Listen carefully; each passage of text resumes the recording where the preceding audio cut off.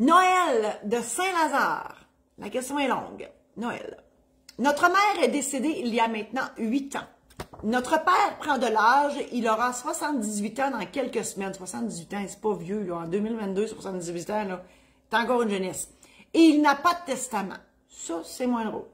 Il possède sa maison, libre d'hypothèque, un chalet et de nombreux autres biens, un bateau, une motoneige, etc. Parfaitement sain d'esprit et aussi alerte que nous, il dit avoir fait un testament holographe qui se trouve dans son coffret de sûreté à la banque. Première question, nous préférerions, c'est dur à dire ça, nous préférerions de beaucoup amener ce testament holographe chez un notaire et de lui montrer avant le décès de notre père. Serait-ce une chose possible si votre père veut? Puis je comprends qu'il ne veut pas. OK? Il y en a qui sont boqués de même. Là. Il a 78 ans, toutes ses dents, peut-être pas, il met toute sa tête, puis il dit, je l'ai faite, là. Ça va être de même, puis ça va être de même.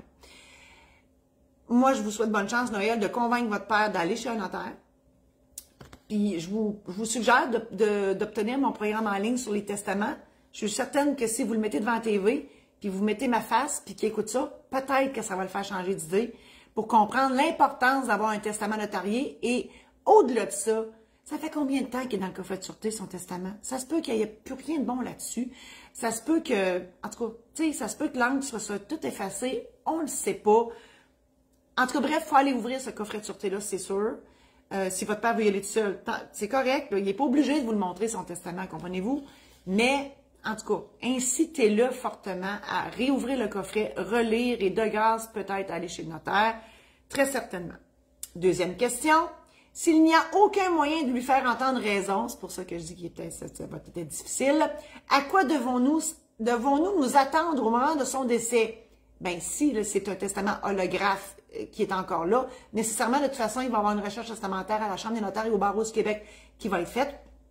Et ben, si on en vient à la conclusion que le testament holographe, c'est le dernier qui existe, ben, on devra le faire vérifier par la Cour. Alors ça, c'est une démarche judiciaire qui est longue, qui est plate et qui coûte cher, qui devra être faite avant que ce testament-là soit en vigueur, en espérant que le testament soit complet, que tout soit là, parce que si il manque des affaires, exemple, nomination d'un liquidateur, puis qui vous lègue à tous ses enfants c'est bien, mais on devra faire un acte de nomination de liquidateur aussi. Donc, comprenez que ça va coûter bien plus cher après votre décès. Puis il y en a qui disent, c'est pas grave, je vaux plus mort que vivant.